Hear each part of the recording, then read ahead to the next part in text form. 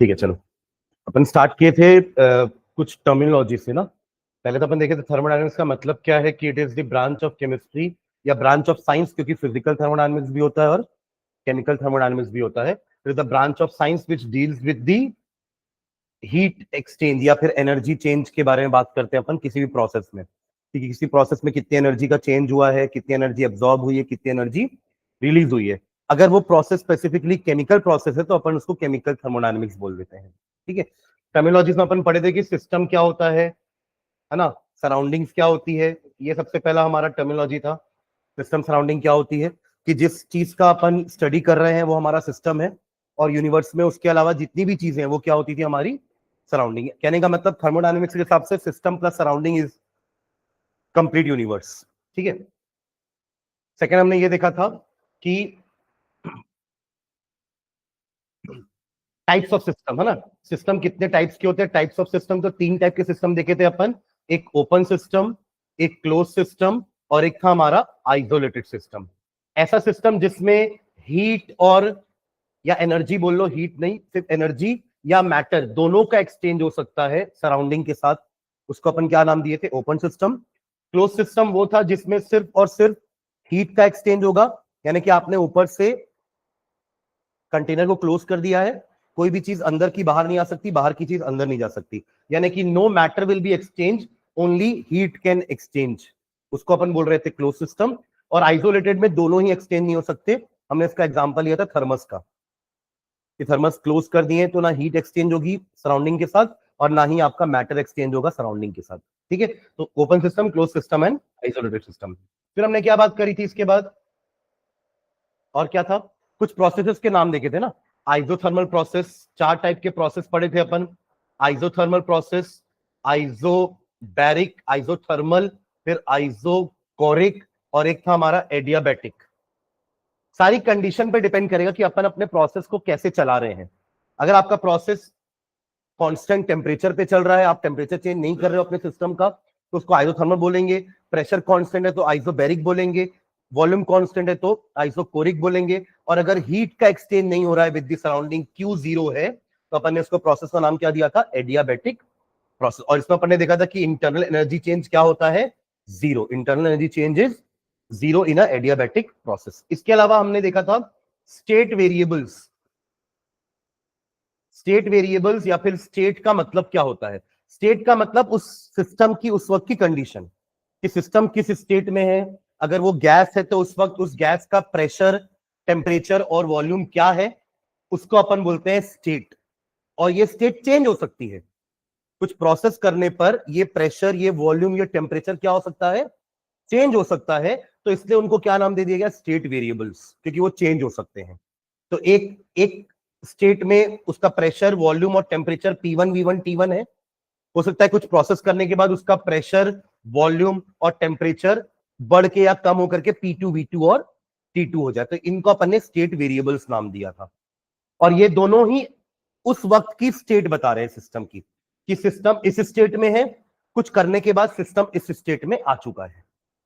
ठीक है, एक और चीज देखे थे अपन ने, properties, extensive and intensive properties, है ना। दो टाइप की प्रॉपर्टीज होती हैं। हम बहुत सारी प्रॉपर्टी पढ़ रहे हैं चैप्टर में। एंथैल्पी उसमें से एक एग्जांपल है, इंटरनल एनर्जी उसमें से एक एग्जांपल है ना। अभी अपन और पढ़ेंगे आगे, एंट्रोपी एग्जांपल है। ये सारी फिजिकल क्वांटिटीज हम इस चैप्टर में पढ़ने वाले हैं। उनमें से कुछ फिजिकल क्वांटिटीज एक्सटेंसिव होती है, यानी कि डिपेंड्स अपॉन दी मैटर या मास, कि अगर मैटर बढ़ा रहे हैं तो प्रॉपर्टी की वैल्यू चेंज हो जाएगी, मैटर कम कर रहे हैं तो भी प्रॉपर्टी की वैल्यू चेंज हो जाएगी। और कुछ प्रॉपर्टीज ऐसी होती, कुछ क्वांटिटीज ऐसी होती हैं जो इंटेंसिव होती है, मतलब it do not depends upon the matter. हमने बात की थी जैसे डेंसिटी की, कि पानी की डेंसिटी 1 ग्राम पर सेंटीमीटर क्यूब होती है या 1000 kg पर मीटर क्यूब होती है। भले आप 1 ग्लास पानी लो या 10 ग्लास पानी लो, डेंसिटी विल रिमेन सेम। एक और हमने बात की थी रिफ्रैक्टिव इंडेक्स की, कि रिफ्रैक्टिव इंडेक्स ऑफ ग्लास 1.5 होता है। वो इतना छोटा सा ग्लास लो या इतना बड़ा glass low, refractive index will be 1.5 only. तो वो प्रॉपर्टी मैटर के साइज पे या उसके क्वांटिटी पे डिपेंड नहीं करती है। पर वही हमने बात की थी कि हीट एनर्जी की, इंटरनल एनर्जी, जितना ज्यादा मैटर लोगे उतनी ज्यादा इंटरनल एनर्जी बनेगी सिस्टम की। क्योंकि इंटरनल एनर्जी था क्या, it was the addition of all type of energy, जैसे कि atomic energy, nuclear energy, electron की काइनेटिक एनर्जी, उनकी पोटेंशियल एनर्जी, सबका एडिशन करने पर जो एनर्जी आती थी वो थी हमारी internal energy of the system, right. अब अगर आपने सिस्टम में मैटर को बढ़ाया तो ये एटम बढ़ेंगे, एटम बढ़ेंगे तो एटॉमिक एनर्जी बढ़ेगी, न्यूक्लियर एनर्जी बढ़ेगी, काइनेटिक एनर्जी, सारी एनर्जी बढ़ जाएंगी, तो उससे हमारी इंटरनल एनर्जी में चेंज आ जाएगा। तो internal energy is a kind of extensive property because it depends upon the matter. Matter बढ़ाया आपने तो इंटरनल एनर्जी बढ़ गई। और डेंसिटी, रिफ्रैक्टिव इंडेक्स, ये सब आपकी इंटेंसिव प्रॉपर्टी होगी। It depends only upon the what nature, not on the quantity of that matter, ठीक है। इसके अलावा अपन ने एक और चीज देखी थी इसमें, path function and state function, वो भी इंपॉर्टेंट है।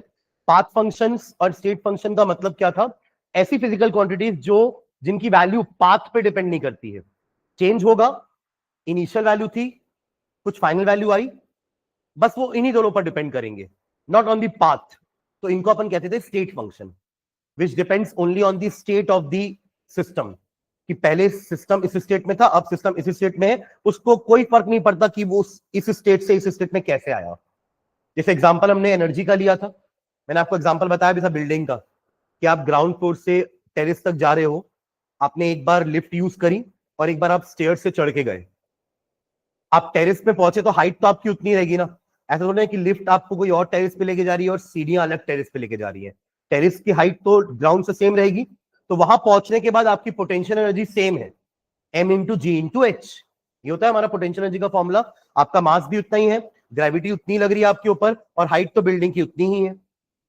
तो आप सीढ़ियों से गए या आप लिफ्ट से गए, उससे एनर्जी को कोई फर्क नहीं पड़ा।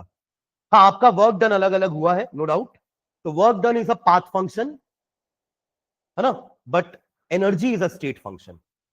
तो ये हमारे पाथ फंक्शन और स्टेट फंक्शन होते थे, ये भी अपन ने इसमें देखा था टर्मिनोलॉजी में। इसके अलावा अपन 3 टर्मिनोलॉजी और पढ़े थे जिससे अपन फर्स्ट लॉ में आए थे। वो 3 टर्मिनोलॉजी क्या क्या थी? एक था Q यानी कि हीट, एक था U यानी कि इंटरनल एनर्जी, और एक था हमारा W यानी कि वर्क डन। ये तीनों को मिला करके ही हमने फर्स्ट लॉ को डिफाइन किया था। ये तो मैंने आपको बता दिया अभी इंटरनल एनर्जी क्या होता है, कि जितना भी उसके अंदर मैटर है उन सबके सारी एनर्जीज का सम कर दोगे तो इंटरनल एनर्जी आ जाएगी उस सिस्टम की, ठीक है। जिसको अपन 3 तरीके से चेंज कर सकते हैं, by adding matter to it, by adding और removal of heat, by doing the work on the system, या अगर सिस्टम वर्क कर रहा है तो। ये सभी तरीके से अब अपने सिस्टम की इंटरनल एनर्जी को चेंज कर सकते हैं। और इसमें से अपन यही 2 चीज करके तो फर्स्ट लॉ डिफाइन किए थे। इससे तो ये तीनों को पढ़ना जरूरी था फर्स्ट लॉ को पढ़ने से पहले, क्योंकि इंटरनल एनर्जी तो आपने पढ़ ली, बट उसको चेंज करने के लिए ये दोनों पढ़ना पड़ेगा ना, Q और W क्या होते हैं। क्योंकि हीट देने पर या हीट निकलने पर सिस्टम की इंटरनल एनर्जी चेंज हो जाती है, आपके काम करने पर या सिस्टम के काम करने पर इंटरनल एनर्जी चेंज हो जाती है। दैट इज वाई अपन को ये दोनों को पढ़ना जरूरी है before studying the first law. अपन ने नाम दिया था कि U1 is the internal energy initial वाला, U2 is the final internal energy. दोनों का डिफरेंस को अपन ने क्या नाम दिया था? Del U, which was U2 minus U1, this was the change in internal energy, ठीक है। जो पॉजिटिव नेगेटिव दोनों हो सकती है, अपन ने ये भी लिखा था, इसका साइन कन्वेंशन देखे थे, इनका भी साइन कन्वेंशन देखे थे, और इनका भी साइन कन्वेंशन देखे थे, याद आ रहा है। फिर अपन ने क्यू की बात की थी, दिस वाज द हीट।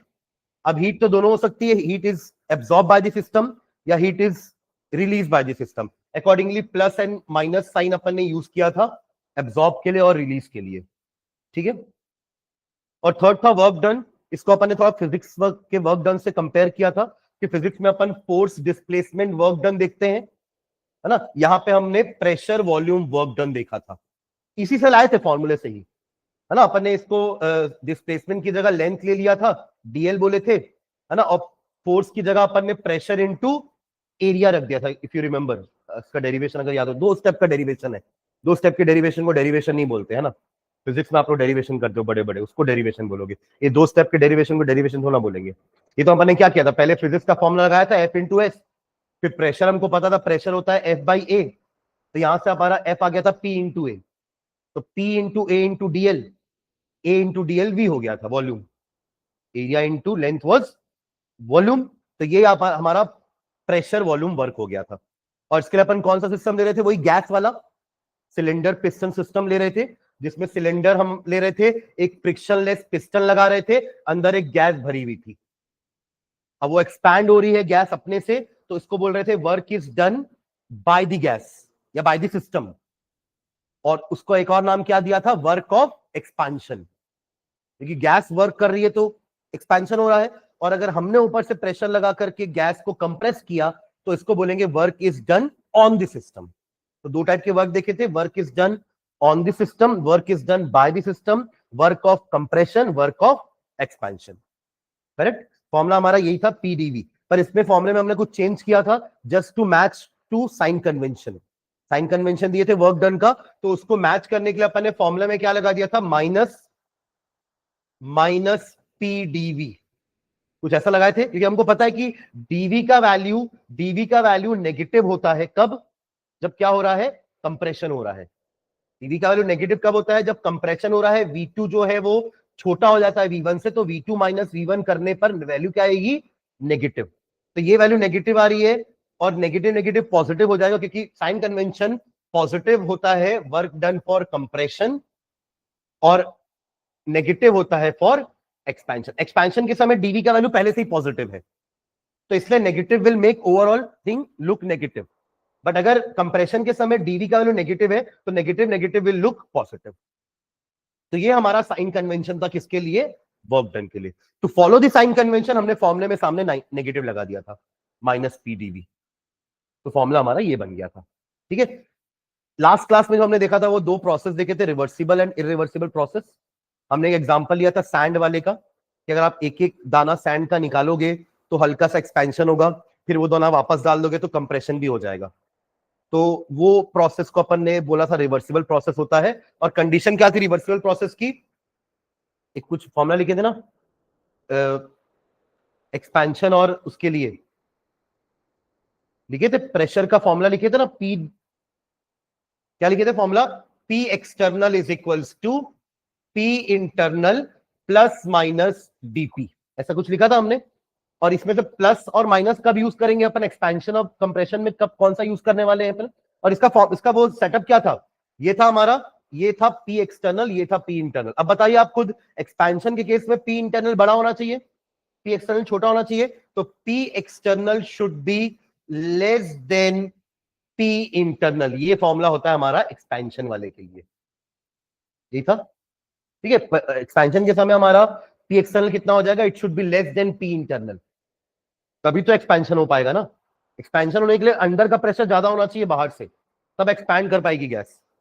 और कंप्रेशन के समय P internal plus DP should be P external, तब कंप्रेशन होगा। और ये डीपी डीपी क्या था, वही एक एक सैंड के दाने से अपन डीपी ऊपर से दे रहे थे, निकाल करके डीपी कम कर रहे थे बाहर का, तभी तो एक्सपेंशन हो रहा था। और वापस से एक सैंड डालने के बाद डीपी बढ़ा रहे थे तो कंप्रेशन हो रहा था। तो माइनस डीपी, एक सैंड निकाले माइनस डीपी, एक सैंड फिर से डाले plus DP, minus DP plus DP, समझ रहे हैं क्या। तो इससे अपन एक फॉर्मूला निकाले थे वर्क डन का, वर्क डन, और उसमें तीन चार वर्ड यूज किए थे, बड़े बड़े वर्ड। क्या क्या यूज किए थे, reversible, isothermal, expansion.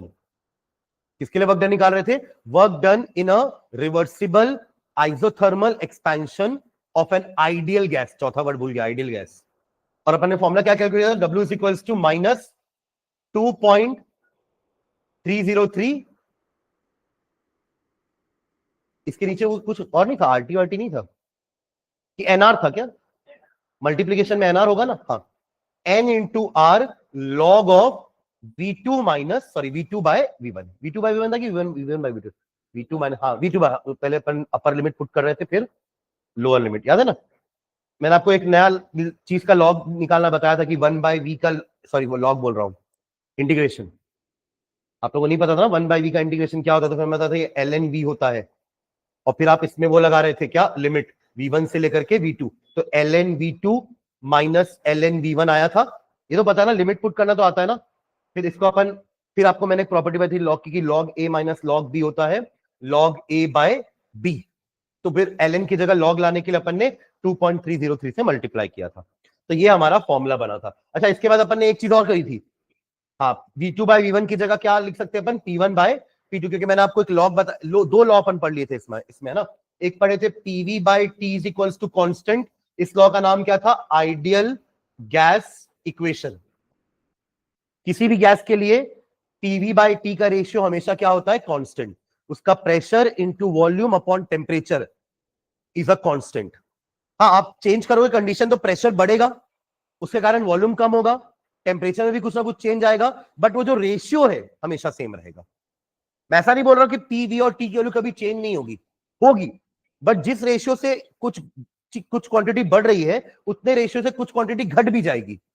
Overall PV by T will always remain same. पर ये किसके लिए ट्रू है? For an ideal gas, not for all the gas. ठीक है। और जो एक और लॉ अपन देखा था वो था PV is equals to constant, यानी कि P is inversely proportional to V। यहीं से आया ये फॉर्मूला। अगर P inversely proportional to V है तो P is equals to K into 1/V लिखते हैं ना। ये करते हैं कि नहीं अपन? प्रोपोर्शनलिटी से हटाने के लिए कांस्टेंट मल्टीप्लाई करते हैं ना, और फिर पीवी को ईवी को यहां पे दो तो क्या बन जाएगा? PV is equals to a constant. इसका क्या मतलब है? P1 V1 is equals to P2 V2 is equals to P3 V3 and so on. किसी भी गैस के लिए उसका प्रेशर और वॉल्यूम का मल्टीप्लीकेशन हमेशा कांस्टेंट। मैंने आपको इसका एक सिंपल सा एक मैथमेटिकल एग्जांपल देके समझाया था कि आप 5 इंटू 2 करो या 2 इंटू 5 करो, आंसर विल रिमेन सेम 10। मतलब एक वैल्यू कम की आपने, दूसरे को आपने उतने से ही बढ़ा दिया ताकि प्रोडक्ट हमेशा क्या रहे? कांस्टेंट। ये है उसका मतलब। PV is equal to constant का मतलब ये नहीं कि पी और वी कभी चेंज नहीं हो सकता, उनका मल्टीप्लीकेशन हमेशा सेम आएगा। नो डाउट आप प्रेशर बढ़ाओगे तो वॉल्यूम कम हो जाएगा, या प्रेशर कम करोगे तो वॉल्यूम बढ़ जाएगा। यानी कि एक जितने रेशियो से बढ़ रहा है दूसरा उतने रेशियो से घट जाएगा ताकि overall product look always same. ये था PV is equal to constant का मतलब। क्लियर है? यहां तक देखे थे और लास्ट में अपन डिराइव किए थे एच, नया टर्म आ गया था हमारा एंथैल्पी, है ना। एंथैल्पी को अपन क्या नाम दिए थे? H is equals to U plus TV. ये आया था टर्म, हीट कंटेंट, है ना। हीट कंटेंट को अपने नाम दिया था enthalpy. Heat content of the system is known as enthalpy. और अच्छा, दो चीजें बहुत इंपॉर्टेंट कैलकुलेट किए थे अपन, एक था डेल एच का वैल्यू और एक था डेल यू का वैल्यू। यहीं पे एंड किए थे शायद अपन। डेल यू को अपन ने क्यूवी बोला था और डेल एच को अपन ने क्यूपी बोला था। ये कहीं दिख रहा है ना। इसको डिराइव भी किए थे। अभी देखो ये चीज आ कहां से रही थी या कैसे, इसका मतलब क्या है? डेल एच का मतलब था चेंज इन एंथैल्पी, जिसको अपन कैसे निकाले थे? H1 is equals to U1 plus PV1, H2 is equals to U2 plus PV2। Constant pressure में चीजें हो रही थी इसलिए P को मैंने चेंज नहीं किया, P1 P2 नहीं किया मैंने, क्योंकि अगर प्रेशर कांस्टेंट है तो प्रेशर सेम वैल्यू रहेगा, तब P1 P2 नहीं बोलोगे आप, तब सिर्फ P बोलोगे। इसको जब आप माइनस करोगे तो डेल एच क्या होता है? H2 माइनस H1, यानी कि U2 minus U1 plus V plus P V2 minus V1। समझे ना? वो कॉमन कॉमन लेकर के मैंने, है ना, ब्रैकेट में लगा दिया। ये हो जाएगा हमारा डेल यू और ये होता है P डेल V। ये हमारा डेल एच आ रहा था। ये कहीं पर है इक्वेशन, देख करोगे, del H is equal to del U plus P delta V। ये होता है चेंज इन एंथैल्पी। और चेंज इन एंथैल्पी को अपन ने डिफाइन कैसे किया था? It is the heat. क्यों मतलब हीट था? तो change in enthalpy is defined as the heat absorbed or released at constant pressure। लिखा भले ये 2-3 वर्ड है यहां पर, बट उसका सेंटेंस अब बनाएंगे तो क्या बन रहा है? Change in enthalpy is equal to heat. अब हीट दोनों तरीके की हो सकती है, एब्जॉर्ब भी हो सकती है, रिलीज भी हो सकती है, इससे दोनों वर्ड मेंशन करेंगे। हीट एब्जॉर्ब्ड और रिलीज्ड एट कांस्टेंट प्रेशर।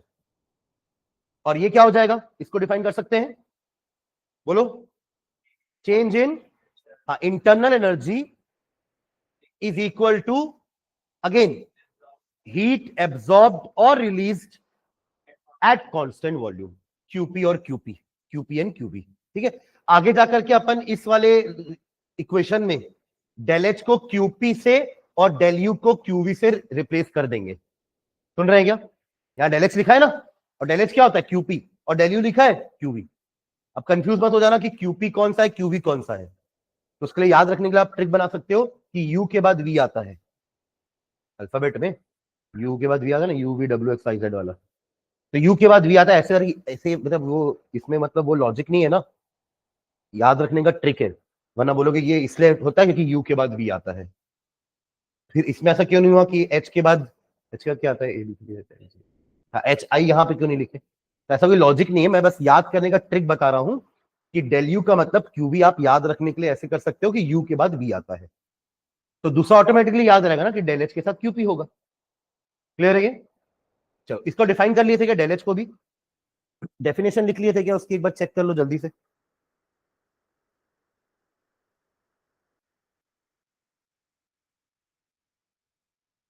लिखे थे definition?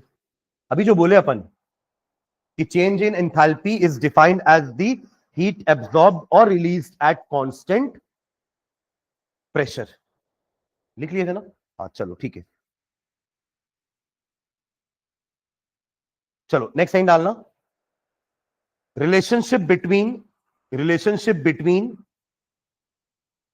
heat of reaction relationship between heat of reaction at constant pressure relationship between heat of reaction at constant pressure and at constant volume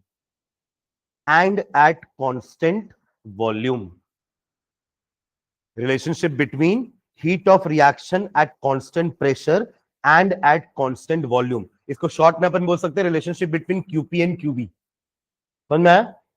इतना जो बड़ा लिखे ना उसका मतलब क्या है, क्यूपी और क्यूबी का बीच में रिलेशन। पर आपको पता होना चाहिए कि अपन लिख क्या रहे हैं ना, समझ गया ना? कभी एग्जाम में यही चीज आ गया, मान लो आपने इसको हेडिंग लिख लिया कि relationship between QP and QV, पर क्वेश्चन ऐसा आया है कि derive the relationship between heat of reaction at constant pressure and constant volume, आपको लगेगा हमने ये तो पढ़ा ही नहीं है, बट एक्चुअली वो क्यूपी और क्यूपी के बीच में ही रिलेशनशिप आपसे पूछ रहा है, ठीक है ना? ओके, तो इसमें नीचे लिखना, we know that QP is equals to del H and QV is equals to del U. QP is equals to del H, QV is equals to del U. ये अपन पीछे निकाल चुके हैं, ठीक है? Also del H is equals to del U plus P del V. ये भी हमें पता है, del H is equals to del U plus P del V, जिसको अपन थोड़ा सा एक्सपैंड करते हैं, del H को ऐसे ही रहने देना, नेक्स्ट स्टेप में डेल यू को भी ऐसे रहने देना, और यहां चेंज कर देना V2 माइनस V1, लिख सकता हूं ये डेल वी को, change in volume V2 minus V1, ठीक है?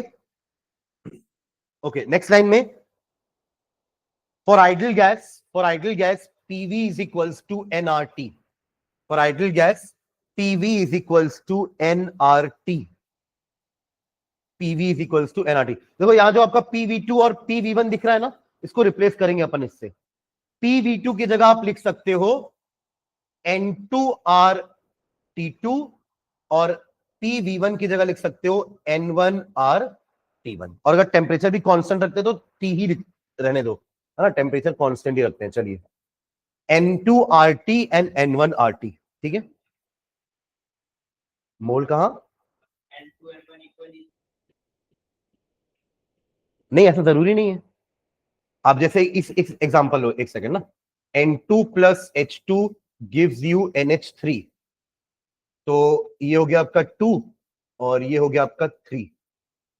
देखो नंबर ऑफ मोल्स चेंज हुए हैं, इधर कितने number of moles, N1 3 plus 1 4, और यहां कितने हो गए हैं 2, number of moles have decreased. तो इंक्रीज भी होते हैं और आप जो बोल रहे हो वो भी होता है, मतलब तीनों टाइप के रिएक्शंस होते हैं कि रिएक्शन होने के बाद नंबर ऑफ मोल्स बढ़ते भी हैं, कम भी होते हैं, है ना, और बराबर भी रहते हैं। समझ रहे? एक बराबर वाला एग्जांपल भी देखते हैं। देखो H2 प्लस I2 गिव्स यू 2HI, 1 प्लस 1 इज 2, बराबर है। Number of moles before the reaction is 2, after the reaction is also 2। Am I clear, है ना? तो N1 N2 हमेशा बराबर हो ऐसा जरूरी नहीं है, इन सब reactions they can be greater, बढ़ सकते हैं। यहां देखो घट रहा है, देखो यहां क्या हुआ है, घटा है, यहां पे सेम है और बढ़ भी सकता है, ठीक है? हाँ ओके, चलो इन दोनों के वैल्यू ऊपर पुट करते हैं। चलो del H is equals to del U plus PV2 minus PV1 होने वाला है ना वहां पर, देख रहे हो? PV2 माइनस PV1 है, तो पहले PV2 की जगह N2RT माइनस N1RT, जिसको आप RT को कॉमन ले लो, del H is equals to del U plus RT common और ये हो जाएगा N2 minus N1, N2 minus N1। अब रिप्लेस कर देते हैं। डेल एच आपका क्या है? QP, डेल यू क्या है? QV प्लस इसको रिप्लेस कर देना डेल्टा NG से RT। डेल्टा एन तो समझ गया ना, change in number of moles, और G फॉर गैस, G क्या है? गैस के लिए। ठीक है, तो नीचे लिखना where del NG is, where del NG is the difference between, del NG is the difference between, del Ng is the difference between the number of moles, the number of moles of gaseous products,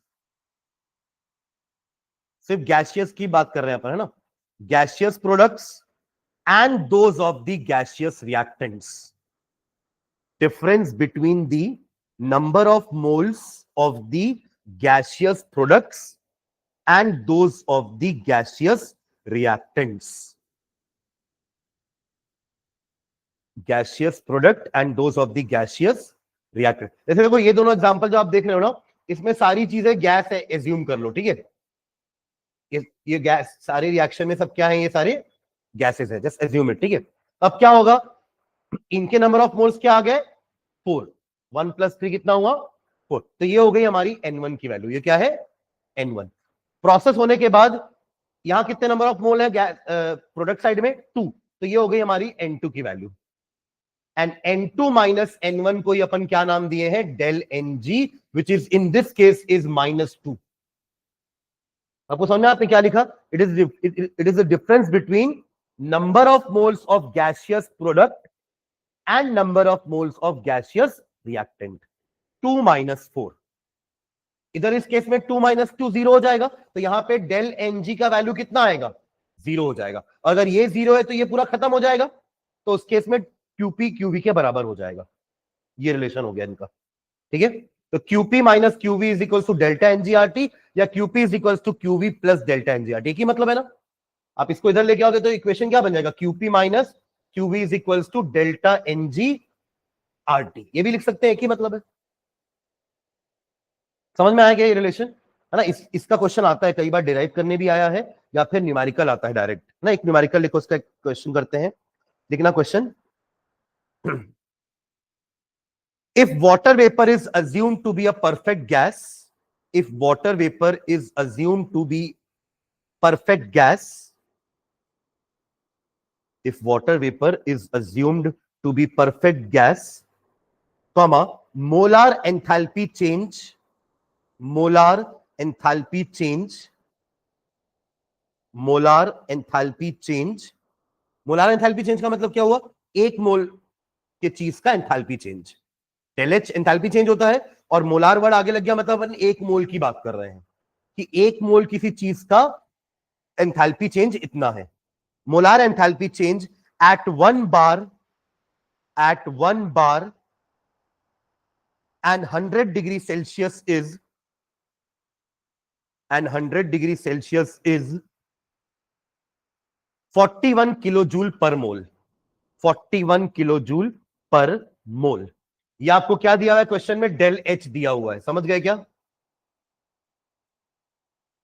सुन रहे हैं, है ना? Del H आपको question में दिया हुआ है। Full stop. Calculate the internal energy change, calculate the internal energy change, calculate the internal energy change मतलब क्या निकालना है? डेल यू, है ना।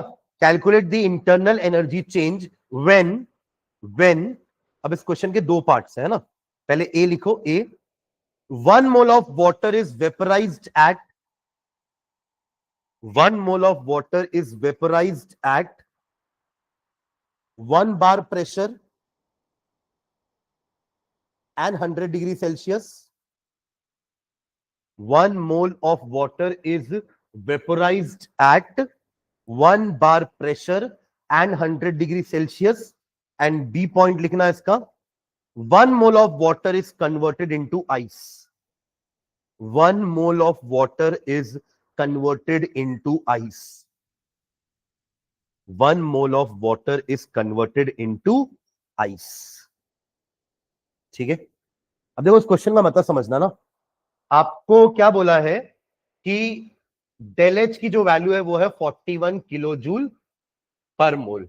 आपको डेल यू निकालना है दो केस के लिए। फॉर्मूला अपना वही है, QP minus QV is equals to delta NGRT। ठीक है, जिसमें आपको QP यानी कि डेल एच दिया हुआ है, ये सुन लो, QV आपको निकालना है। करेक्ट, तो इन दोनों का तो प्रॉब्लम सॉल्व हो गया कि लेफ्ट साइड में क्या निकालना है, क्या दिया है। बात आती है यहां पर, जिसमें देखो T की वैल्यू आपको दी हुई है 100 डिग्री सेल्सियस, और R का जो वैल्यू वो कांस्टेंट होता है, गैस कांस्टेंट, जिसकी वैल्यू मैं आपको लिखवा दूंगा 8.314 होती है इसकी value, will write it right. ठीक है, बात आती है इसके ऊपर डेल्टा NG क्या होगा। तो देखो पहला केस में क्या बोला आपको, what is the first case, क्या कर रहे हैं अपन फर्स्ट केस में, 1 mole of water is vaporised at, vaporise का मतलब क्या होता है, बॉइल करना। मतलब आपने पहले लिया है वाटर को किस फॉर्म में, लिक्विड फॉर्म में, बॉइल होकर के क्या बन जाएगा वो, गैस फॉर्म में। और कितना मोल लिया है, 1 मोल, यानी कि ये 1 मोल था तो ये भी तो 1 ही मोल बनेगा ना, यस और नो। तो अब इस प्रोसेस का डेल्टा NG कैसे निकालोगे, यहां जीरो आएगा, नहीं क्यों जीरो होगा, ये जीरो है ना, N1 इज जीरो। अरे एक भी गैसियस चीज नहीं है यहां पर, आपको सिर्फ गैसियस रिएक्टेंट्स और गैसियस प्रोडक्ट का ही नंबर ऑफ मोल कंसिडर करना है, लिक्विड का और सॉलिड का जीरो मानेंगे। तो ये जीरो हो गया, और यहां N2 क्या हो जाएगा, 1, ये तो गैस है ना। तो अब इस केस में आपका डेल्टा NG क्या हो जाएगा, 1 माइनस 0 इज 1। ये फर्स्ट केस का हो गया, बाकी का क्वेश्चन आप करोगे अभी, है ना, खत्म नहीं होने वाला पार्ट, मैं आपको सिर्फ डेल्टा NG के लिए हेल्प कर रहा हूं। सेकंड पार्ट में डेल्टा NG क्या होगा, फिर से प्रोसेस पढ़ो, सेकंड पार्ट में कर क्या रहे हैं अपन, प्रोसेस क्या कर रहे हैं तो बताओ पहले। 1 मोल ऑफ वाटर यानी कि H2O eight liquid is H2O, क्या बना रहे हैं, आइस ना, सॉलिड हो जाएगा ये, तो जीरो होगा ये तो, मतलब यहां भी कोई गैस नहीं है, यहां भी कोई गैस नहीं है, तो N1 भी जीरो और N2 भी जीरो, तो डेल्टा NG क्या हो जाएगा, जीरो। तो सेकंड तो इजी है, आंसर 41 आएगा। हाँ, नहीं जरूरत है उसको, रहने दो वैसे, क्या कोई दिक्कत नहीं। ठीक है, बस ये है कि आर की जो वैल्यू है ना, उसको भी किलो में लेना फिर, क्योंकि अपन जो लिखते हैं ना 8.314 वो जूल पर केल्विन पर मोल होता है, सुन रहे। तो अब इसको अगर आप किलो में किलो जूल, क्योंकि बाकी चीजें किलो जूल में दी हुई है ना, तो इसको जूल में नहीं ले सकते, इसको भी किलो जूल में कन्वर्ट करना पड़ेगा। तो क्या कर सकते हैं इसके लिए, 8.314 इंटू क्या करेंगे, 10 to the power -3 into kilo joule हो जाएगा ना, ये किलो जूल पर मोल पर केल्विन चलेगा वो भी ना। बस ये काम करना पड़ेगा अपने को। ठीक है, इसको सॉल्व कर लो, बताओ कितना आएगा आंसर। आर के लिए ये लेके चलोगे है ना, 8.314 इंटू 10 to the power -3, ऐसे 8.314 ही होता है, पर उसका यूनिट जूल पर केल्विन पर मोल होता है। फर्स्ट सेकंड केस का तो मैंने आपको आंसर ही बता दिया है ना। देखिए डेल NG जीरो है, तो डेल H बराबर डेल यू हो जाएगा, therefore del U will be equal to 41 kilo joule per mole. आपको बस सेकंड क्वेश्चन करना है, सेकंड फर्स्ट पार्ट करना है, और उसमें भी देखो टेम्परेचर को 100 मत ले लेना, केल्विन में लोगे ना।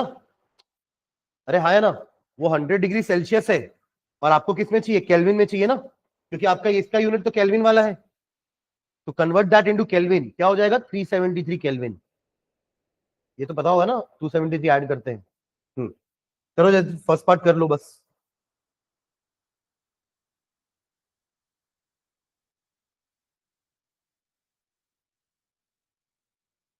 QV delta U is nothing but QV, and it is QP minus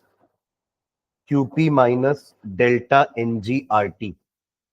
तो 41 माइनस डेल्टा NG 1 है, अच्छी बात है, कुछ ज्यादा मल्टीप्लाई नहीं करना पड़ेगा। R is 8.314 into 10 to the power -3 into 273, sorry 373। मतलब ये मल्टीप्लाई करना है आपको और 41 से माइनस कर देना है, सिंपल, ज्यादा कैलकुलेशन भी नहीं है। कितना आएगा? 878 314 मल्टीप्लाई किए क्या? ये इसी को किया ना 373, इन दोनों को मल्टीप्लाई, क्या बोल रहे कितना आ रहा है? 3.101।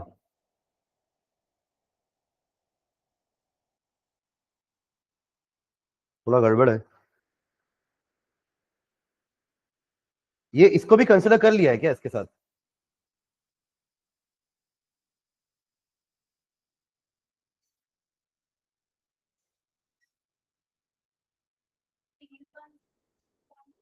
हाँ, ये बिना कंसिडर करके बता रही है।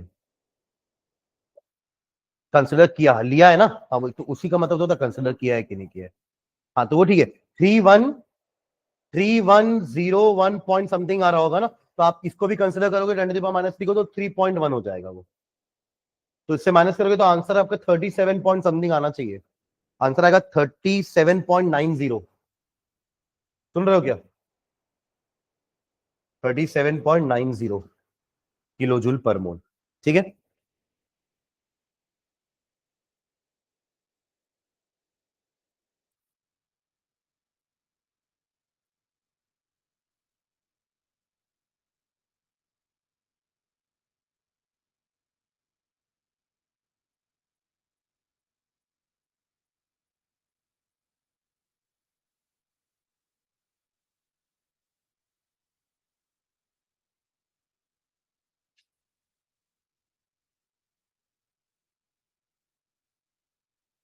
हो गया। सेकेंड पार्ट तो इजी है, बस डेल एन जी जीरो हो जाएगा तो ये पूरा पार्ट ही खत्म हो जाएगा ना, तो क्यूपी बराबर क्यूबी हो जाएगा। ठीक है, तो सेकेंड पार्ट भी लिख लियो ना।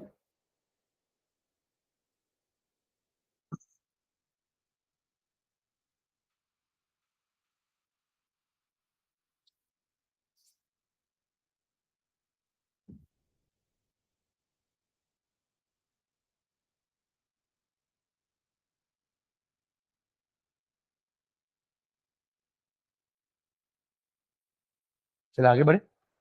चलिए नेक्स्ट लाइन डालिएगा। Heat capacity, heat capacity, comma देकर कंटिन्यू करेंगे हेडिंग को।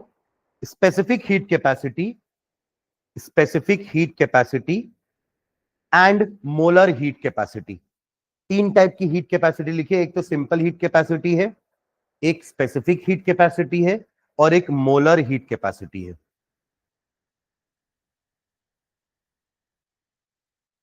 ठीक है, हीट कैपेसिटी देखो इसका मतलब होता है, सिंपल सा अगर मैं समझाऊं, तो किसी भी चीज के टेम्परेचर को 1 डिग्री से बढ़ाने के लिए, सुन रहे हैं क्या? मतलब मान लीजिए किसी चीज का टेम्परेचर x डिग्री है, आपको उसको x+1 करना है। 20 है, 21 करना है, या 21 है उसको 22 करना है, 1 डिग्री से बढ़ाना है बस। तो कैसे बढ़ेगा? कुछ ना कुछ हीट देनी पड़ेगी। अरे तुम लोग सुन रहे हो? अगर आपको किसी चीज का टेम्परेचर को 1 डिग्री से बढ़ाना है, तो heat must be supply to the system, तभी तो उसका टेम्परेचर 1 डिग्री से बढ़ेगा ना। तो जो हीट सप्लाई करोगे उसको to raise the temperature by 1 degree Celsius, उसी को उस सिस्टम की हीट कैपेसिटी बोलते हैं। और ऐसा सबके लिए अलग अलग होगा ना, क्योंकि सबकी हीट कैपेसिटी अलग अलग है। आप देखते हैं ना कि जैसे वुड को गर्म करने में हमें ज्यादा टेम्परेचर देना पड़ता है, तब जाकर के वो आग पकड़ता है। और पेट्रोल तुरंत आग पकड़ लेता है। मतलब आप सोचिए कि दोनों की हीट कैपेसिटी में फर्क है। कम हीट में उसका टेम्परेचर बढ़ जा रहा है, इसको ज्यादा हीट देने पर इसका टेम्परेचर बढ़ेगा, है ना। तो heat capacity is nothing but the heat required to raise the temperature of a substance by 1 degree Celsius, इसको बोलते हैं हीट कैपेसिटी। अब उसके आगे वर्ड एक लग गया, स्पेसिफिक हीट। स्पेसिफिक हीट का मतलब हो गया एक पर्टिकुलर मास के लिए, यानी अगर 1 ग्राम का बॉडी है आपके पास, उस चीज का आपके पास 1 ही ग्राम है, तो उसके 1 डिग्री टेम्परेचर बढ़ाने के लिए कितना हीट लगेगा, उसको बोलेंगे स्पेसिफिक हीट कैपेसिटी। और फिर तीसरा तो अब आप खुद बता सकते हो मुझे, 1 मोल है मेरे पास उस चीज का। मतलब आप ये एग्जांपल समझ लो एल्यूमिनियम के लिए। फॉर एग्जांपल अगर मैं एल्यूमिनियम की बात कर रहा हूं, तो अगर मेरे पास एल्यूमिनियम का 1 ग्राम है, उसमें कितनी हीट लग रही है, उसको आप स्पेसिफिक हीट कैपेसिटी बोल दोगे। कोई रैंडम मास है मेरे पास, है ना, या फिर अपन नॉर्मली एल्यूमिनियम की बात कर रहे हैं, तो उसको अपन हीट कैपेसिटी बोल देंगे।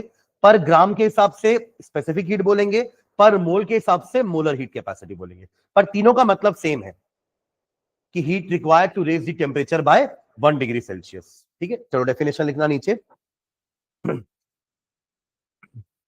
Heat capacity of a system, heat capacity of a system is defined as the amount of heat required. Heat capacity of a system is defined as the amount of heat required, amount of heat required to raise the temperature of the system, to raise the temperature of the system, amount of heat required to raise the temperature of the system through 1 degree Celsius, to raise the temperature of the system through 1 degree Celsius.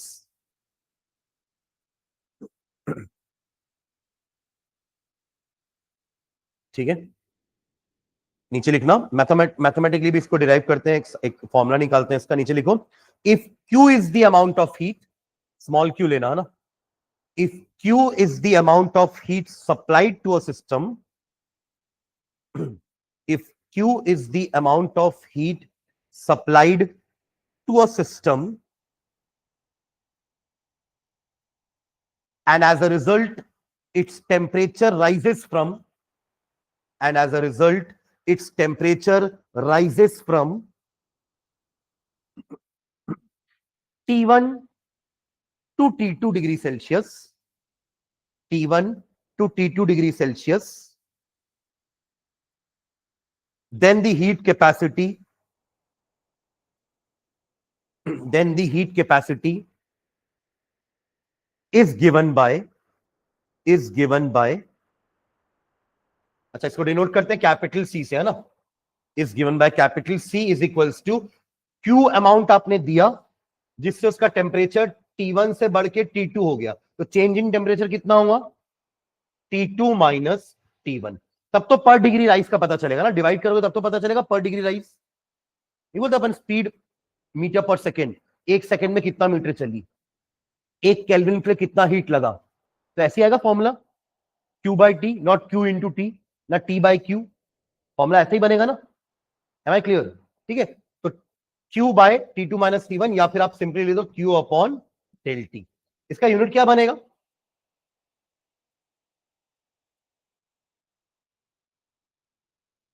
हाँ, joule पर kelvin, अगर temperature kelvin में है तो, otherwise joule per degree Celsius ही बोल सकते हैं, पर जनरली ऐसा unit of temperature is kelvin, अपन काम केल्विन पे ही करते हैं लगभग, है ना, तो जूल पर केल्विन इज द यूनिट। ठीक है, चलिए next, specific heat capacity, specific heat capacity उसको डिनोट करेंगे स्मॉल सी से, तो स्पेसिफिक हीट कैपेसिटी ब्रैकेट में स्मॉल सी लिख लेना, specific heat capacity small C of a substance is defined as, continuation में चलो, no need to put a hyphen, specific heat capacity small c of a substance is defined as the amount of heat required, amount of heat required, amount of heat required to raise the temperature of 1 gram of a substance, to raise the temperature of 1 gram of the substance through 1 degree Celsius, through 1 degree Celsius, through 1 degree Celsius। ठीक है, तो बस फॉर्मूले में थोड़ा सा change आ जाएगा, यहां पे टेम्परेचर के साथ मास भी आ जाएगा। मान लो आपके पास एल्यूमिनियम का 5 ग्राम है या 3 ग्राम है, तो आप उसको भी डिवाइड करोगे ना पहले। अभी तक क्या हो रहा था कि उस सब्सटेंस का 1 डिग्री बनाने के लिए कितना हीट लगेगा, वो हीट कैपेसिटी था, पर उस सब्सटेंस के 1 ग्राम में 1 डिग्री बनाने के लिए कितना हीट लगेगा, उसको बोलेंगे स्पेसिफिक हीट कैपेसिटी। ठीक है, इसको अपन डिनोट करें स्मॉल सी से। अब पूरे डेफिनेशन में अगर वो ग्राम की जगह मोल वर्ड आ जाए तो ये हो जाएगा molar heat capacity, denoted by Cm। Complete करो पूरा डेफिनेशन नेक्स्ट लाइन में, molar heat capacity Cm bracket में उसका कैपिटल सी, देखना कैपिटल लिखा हूं, नहीं दिख रहा, बड़ा छोटा, मोलर हीट कैपेसिटी लिखो ना पूरा डेफिनेशन, रुके क्यों मेरे लिए, कंप्लीट अ सेंटेंस, पूरा ऊपर जैसे ही रहेगा, बस ग्राम की जगह मोल लगा देना, that's it. Amount of heat required to raise the temperature of 1 mole of the substance through 1 degree Celsius. 1 mole of a substance through 1 degree Celsius.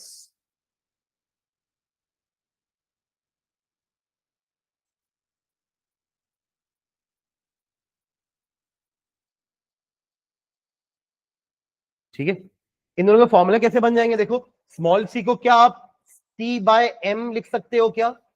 और सी एम को C बाय N लिख सकते हो क्या? देखो एक बार समझ के देखो, पर ग्राम हो जाएगा ये, और ये पर मोल हो जाएगा। नहीं, ये हीट कैपेसिटी था, इतना तो आपको हर बार करना है, क्योंकि हर में अपन ने इतना तो लिखा है ना, heat required to raise the temperature by 1 degree, heat requires to raise the temperature by 1 degree. बस फर्क इतना है कि इसमें 1 ग्राम और इसमें 1 मोल होगा। तो C बाय M, यहां पे M क्या है? मास ऑफ दैट सब्सटेंस, और N क्या है? Mole of that substance. तो ये दोनों फॉर्मूला लिखो, नीचे लिख लेना। M क्या है? Mass of the substance. अच्छा, यूनिट बताओ तो इसका।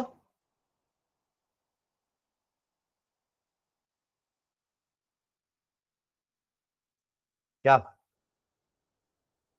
अरे इतना तो रहेगा ही ना, पर ग्राम भी आ जाएगा, जूल पर ग्राम पर केल्विन, और इसका जूल पर मोल पर केल्विन। जूल पर मोल पर केल्विन। क्या हो गया, कुछ डाउट? तो ऐसे क्यों देख रहे हो?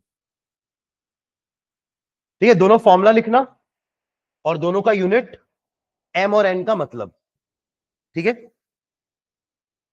चलो इन तीनों को एक एक क्वेश्चन लेकर के सॉल्व करके देखते हैं, किसी एक सब्सटेंस का तीनों चीज निकालते हैं। ठीक है, क्वेश्चन लिखना, ऐसे एग्जांपल करके लिख लो, not a question. A piece of aluminium, a piece of aluminium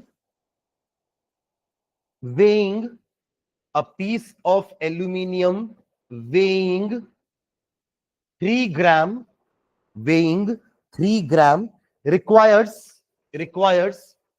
5.4, requires 5.4 joule of heat, 5.4 joule of heat to raise the temperature from, to raise the temperature from, to raise the temperature from 298 Kelvin to 300 Kelvin. To raise the temperature from 298 Kelvin to 300 Kelvin. इतना data दिया है आपको, तीनों चीजें निकालनी है, heat capacity, फिर specific heat capacity and molar heat capacity.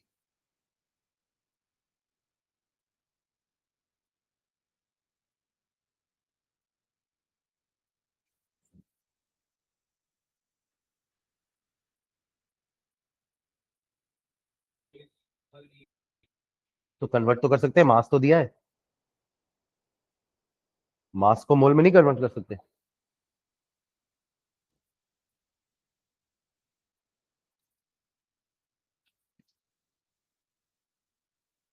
पहला तो निकाल सकते हैं ना, पहला तो सिंपल है।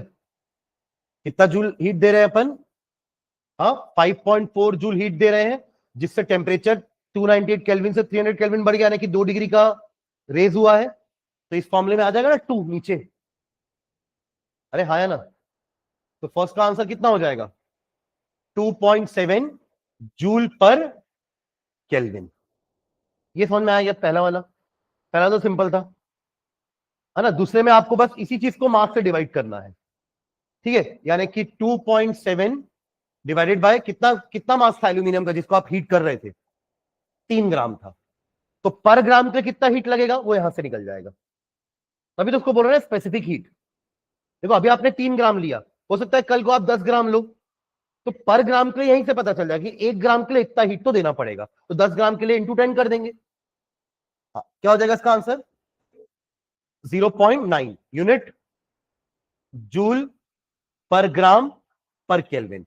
और अगला स्टेप में ये 3 ग्राम को मोल में कन्वर्ट करना पड़ेगा। तो अपन पहले पढ़ चुके हैं फर्स्ट चैप्टर में ही, some basic concept of chemistry में, कि नंबर ऑफ मोल्स कैसे निकालते हैं। Number of mole is equals to mass in gram upon molar mass, mass in gram upon कितना दिया mass in gram? 3. What is the molar mass of aluminium? 27.